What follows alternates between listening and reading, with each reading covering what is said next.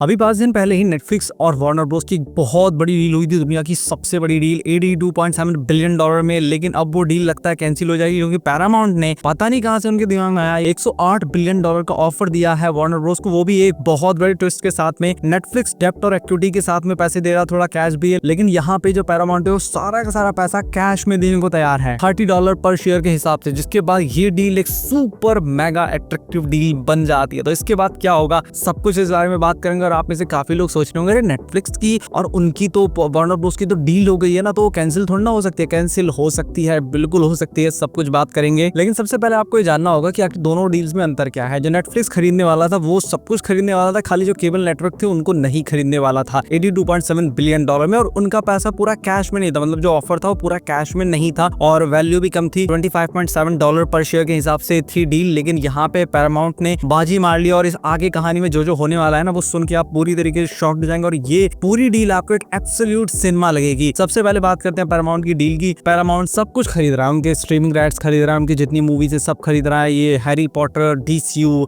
पुराना वाला नया वाला सब कुछ अब पैरामाउंट के पास चला जाएगा। लेकिन क्या डील क्लोज हो जाएगी, इसके बारे में आगे बात करेंगे। लेकिन यहाँ पे अगर मैं होता तो मैं तो भाई पैरामाउंट की डील लेता, क्योंकि मुझे वो बहुत अच्छी लग रही है। जितने भी शेयर होल्डर्स होते हैं वो अक्सर कैश को ज्यादा प्रेफर करते हैं, क्योंकि सोच के देखिए इक्विटी डेब्ट इसको कब कन्वर्ट करेंगे कैश में, कब क्या, इससे बढ़िया डायरेक्टली कैश में ले लो ना। तो यहाँ पे पैरामाउंट की डील बहुत ज्यादा अच्छी है। लेकिन यहाँ पे एक बहुत बड़ा आपके मन में सवाल आ रहा होगा, नेटफ्लिक्स की और वार्नर ब्रोस की तो डील हो चुकी है, तो यहाँ पे ऐसे कैसे कैंसिल हो सकती है। एक्चुअली में कैंसिल हो सकती है क्योंकि डील हुई है, एग्रीमेंट साइन हुआ है, फाइनलाइज नहीं हुई है, डील क्लोज नहीं हुई। डील क्लोज होने के बीच में बहुत सारी चीजें आती हैं, जैसे कि सबसे पहले जितने शेयर होल्डर्स हैं सबका अप्रूवल लेना होगा, उसके बाद रेगुलेटरी क्लियरेंस चाहिए होगा, गवर्नमेंट देखेगी, एंटी ट्रस्ट लॉ को रिव्यू किया जाएगा कि कहीं ये एंटी ट्रस्ट लॉ का वायलेशन तो नहीं है, क्योंकि अमेरिका के अंदर किसी भी एक एंटिटी को हद से ज्यादा बड़ा नहीं बनने दिया जाता, क्योंकि अगर वो बन गई तो अपनी मनमानी करेगी। जैसे हमारे देश के अंदर जियो, एयरटेल, वोडाफोन रेट बढ़ाते जा रहे हैं, तो इस तरीके की चीजें वहां नहीं होने दी जाती। इस वजह से उसका पहले रिव्यू होगा, उसके बाद क्लियरेंस मिलेगा, उसके बाद फिर एसेट इवैल्यूएशन होगा, उसके बाद फिर डील एग्जीक्यूट होगी। तो इसमें बहुत सारी लेयर्स होती हैं और इसमें महीनों लग जाते हैं। इस वजह से 2026 तक का टाइम लगने वाला था, लेकिन बीच में पैरामाउंट आ गया, जिसकी वजह से भूचाल सा आ गया है। और आपको एक कमाल की बात पता है, आप सोच रहे होंगे ये साला डील हो कैसे रही है, आखिर नेटफ्लिक्स की वैल्यू कितनी है, नेटफ्लिक्स कितना पैसा कमाता है, ये पैरामाउंट के पास इतना पैसा आ कहां से रहा है। तो यहाँ जो मैं बताने वाला हूँ उसको सुन के आप शॉक्ड हो जाएंगे, ध्यान दीजिएगा। नेटफ्लिक्स की जो वैल्यू है, मार्केट वैल्यू $400 बिलियन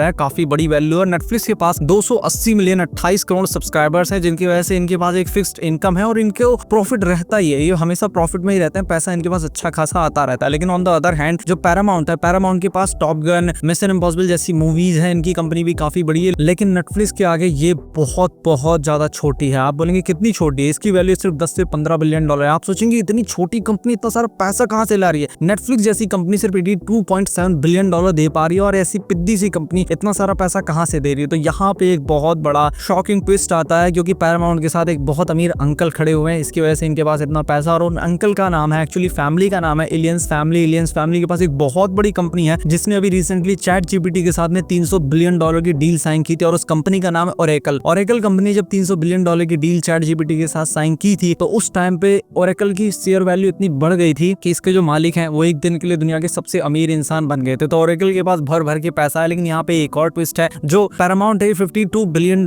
लोन की फॉर्म में पैसा लेगा और तब शेयर होल्डर्स को देगा, मतलब लोन लेगा, उसका इंटरेस्ट पे करेगा कई सालों तक, बाकी का सारा पैसा ये अमीर लोग देंगे। तो यहाँ से ये लोग पैसा अरेंज कर रहे हैं। लेकिन नेटफ्लिक्स लोन नहीं लेने वाला था, नेटफ्लिक्स अपने हाई वैल्यू शेयर्स देने वाला था, डेब्ट और इक्विटी की फॉर्म में पेमेंट कर रहा था, वो ऑल कैश में पेमेंट नहीं कर रहा था। तो यहाँ पे आप कोई भी हो बोलेंगे कि भाई हमको तो पैरामाउंट का ऑफर जच रहा है, क्योंकि ये लोग सारा का सारा हमको कैश में दे रहे हैं, तो क्या इससे डील क्लोज हो जाती है? नहीं नहीं नहीं, ऐसा नहीं हो सकता। आप बोलेंगे क्यों नहीं हो सकता? ऐसा इसलिए नहीं हो सकता कि जब पैरामाउंट जैसी ऐसी पिद्दी सी कंपनी अपना ऑफर बढ़ा सकती है, तो नेटफ्लिक्स जैसी इतनी मेगा जायंट कंपनी क्या अपना ऑफर नहीं बढ़ा सकती? डेफिनेटली बढ़ा सकते हैं। और उनको दिख रहा है कि आने वाले समय में लोग OTT पर ज्यादा मूवीज एंड सीरीज देखेंगे, क्योंकि लोगों को घर पे बैठ के देखना ज्यादा पसंद है। थिएटर रीच कम हो रही है, OTT रीच बढ़ रही है। तो इस वजह से क्या नेटफ्लिक्स अपनी बिड नहीं बढ़ा सकता? 110% बढ़ा सकता है। अभी तक नेटफ्लिक्स सेफ खेल रहा था, अब अगर नेटफ्लिक्स सेफ ना खेलते हुए एग्रेसिव स्टांस लेगा, तो वो 110% इस डील को 110 बिलियन ले जा सकते हैं, 120 बिलियन ले जा सकते हैं। और पैरामाउंट नेटफ्लिक्स के आगे कहां तक टिकेगा ये मैं कह नहीं सकता, क्योंकि पैरामाउंट के साथ में खड़े हैं बहुत अमीर लोग, ओरेकल कंपनी का मालिक। इस वजह से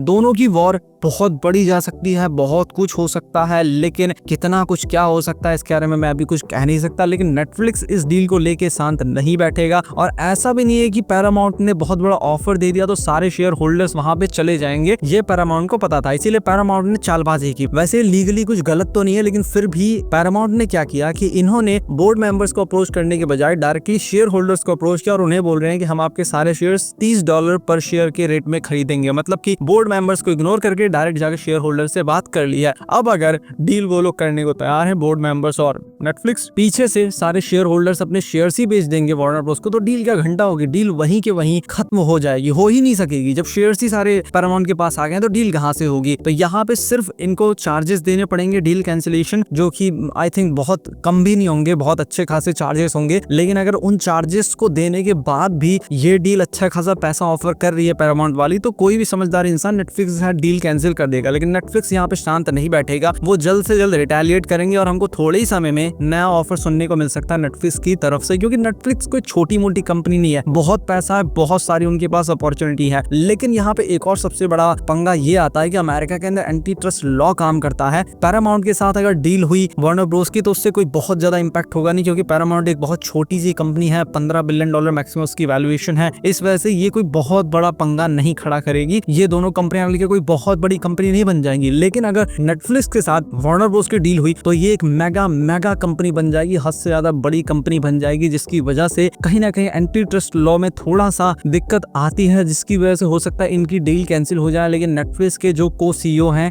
वो बहुत बार डोनाल्ड ट्रंप के साथ जा करके बात कर चुके हैं, इस वजह से हो सकता है कि डील हो जाए। मुझे तो यहाँ पे पैसे के मामले में कोई कमी नहीं लगती, पैसे के मामले में ये डील नहीं रुक सकती, नेटफ्लिक्स इसको मैनेज कर लेगा। लेकिन पंगा आ सकता है यहाँ पे सिर्फ और सिर्फ एंटी ट्रस्ट लॉ के चलते, अगर उसको ढंग से मैनेज नहीं किया तो ये डील कैंसिल हो सकती है। अब यहाँ पे हम लोग क्या कर सकते हैं, हम लोग बैठ के तमाशा देख सकते हैं कि आखिर दोनों में से कौन जीतता है कौन नहीं। बाकी जो हो रहा है उसको देखने में काफी मजा आ रहा है कि इतनी पिद्दी सी कंपनी इतनी बड़ी कंपनी को इतने बड़े ऑफर में खरीद सकती है अमीर लोगों के साथ मिलकर। और ऐसा क्या पहले हुआ है? डेफिनेटली हुआ है ऐसा पहले। आपको मैं एक प्राइम एग्जांपल दूं, स्टारबक्स कंपनी जो है ये ओरिजिनली जिन लोगों की थी वो लोग इस कंपनी को नॉर्मल रखना चाहते थे, ज्यादा बड़ा नहीं करना चाहते थे। लेकिन इन लोगों ने एक मैनेजर हायर किया था, मैनेजर गया दूसरे देश में, वहां का कॉफी कल्चर देखा कि वहां तो लोग कॉफी पीने नहीं आते, वहां तो लोग एक थर्ड होम की तरह आते हैं कि वहां पे आके वो आराम से बैठ सके, अच्छा जीवन बिता सके, मतलब वहां पे एंजॉय कर सके। तो ये वाला ऑफर ये लोग रिजेक्ट कर दिए थे स्टारबक्स के ओरिजिनल जो ओनर्स थे। तो यहाँ पे जो मैनेजर था कंपनी छोड़ के दूसरी कंपनी खड़ी किया, बाद में वहां पे उसका बिजनेस अच्छा चलने लगा, स्टारबक्स ओरिजिनल डूबने लगी, तो उसके ओनर्स आए इसके पास कि भाई मेरी कंपनी खरीद दो। लेकिन इस आदमी के पास, मतलब कि जो मैनेजर था उसके पास तो पैसे थे ही, तो इसने बिल गेट्स के बाप से पैसे लिए थे, उसके बाद जाके इसने इस पूरी कंपनी स्टारबक्स को खरीदा था। और खरीदने के बाद आज के टाइम पे जो स्टारबक्स है वो स्टारबक्स ऐसे ही था। तो ऐसा बहुत बार होता है, बहुत लोग करते हैं, कोई बहुत बड़ी बात है नहीं। देखना ये होगा कि नेटफ्लिक्स इसके रिटेलिएशन में कौन सा ऑफर देता और क्या करता है वो।